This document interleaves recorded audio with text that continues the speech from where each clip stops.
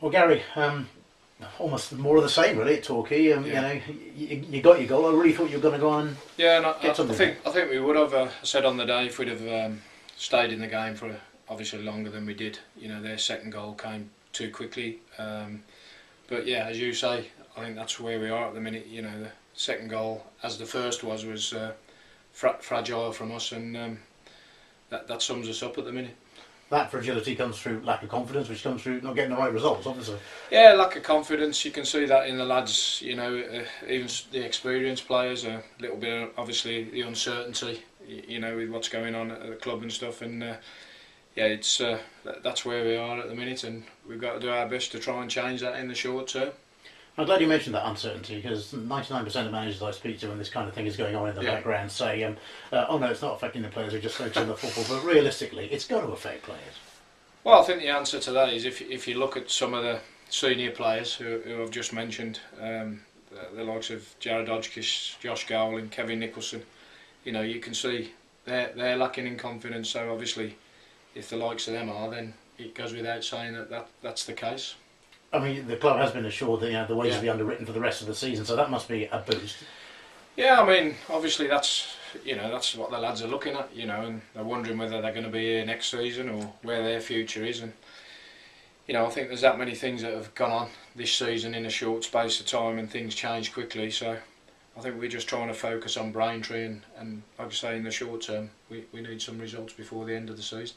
Just before we do talk about Braintree, they presume it still doesn't help your position because you can't tell them what they're going to be here next season or not. No, it doesn't, and obviously, you talk about the uncertainty of the players, and there's obviously the uncertainty with the staff as well, and myself, and the good thing is for us, it was evident on Saturday that the big fill-up is the support, very positive, and you just have to thank them for that, and it's just an apology that it is the way it is at the minute, and like I say, short term, we want to put a smile on their faces and get some results, and then medium, long term, what's the future of the football club?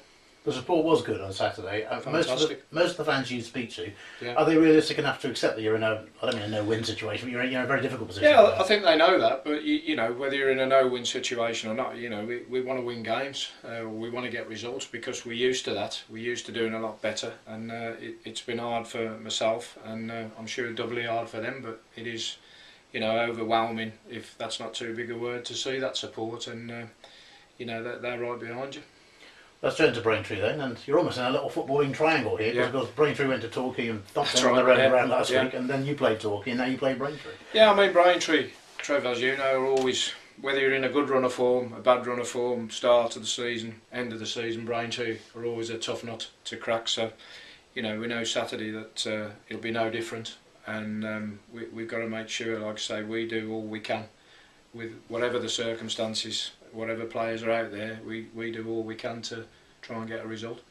They've done very well as a club, haven't they, really, since coming out? Yeah. They've established themselves at this level now. Yeah. They haven't thrown stupid money at it generally. No. They're it's a difficult place to go in terms of, without being disrespectful, the facilities are not the best, and the playing surface. But yeah, they've got a good manager, and he's got a good area there in terms of his loans he uses well and stuff like that.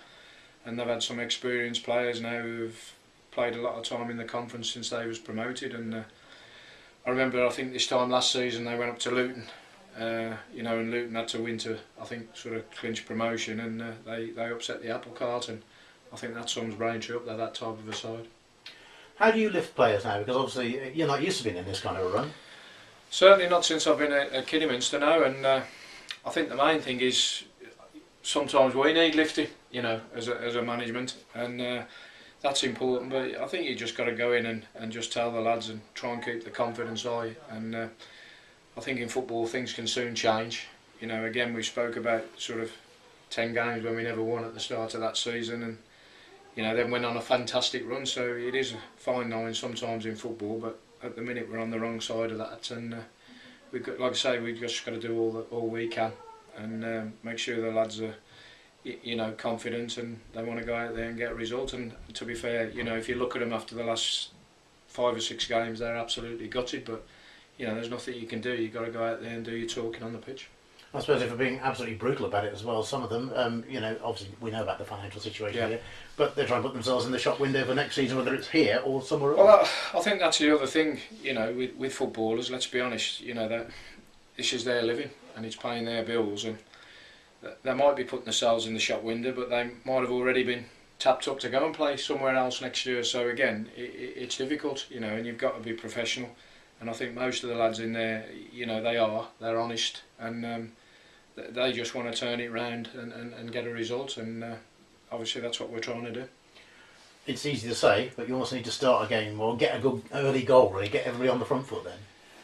Yeah, I thought Saturday, again, for some reason, because sort of pre-game, you know, the lads looked sort of well up for it in terms of the game, and then first half we was lacklustre and we were second best, and that's strange, but you know, you're right, if you're lacking in confidence, if you can get off to a good start, then obviously that makes a big difference. So you know, we've got to get back to sort of turning this place into a fortress as it has been in the past, and you know, it's difficult with a pitch, we spoke about that, but we've just got to put all that stuff behind us, and like I say, you know, I can't emphasise enough how desperate we are to try and get a win for all the supporters, because they deserve that. Squad-wise, any news?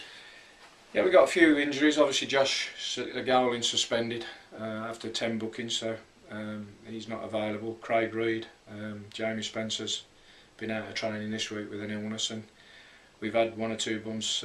Obviously Jamie Grimes got a knock on his head as well at Torquay. Callum Gittins had a bump as well, so you know, hopefully nothing too serious, and other than the ones I've mentioned, we'll have plenty of bodies to pick from.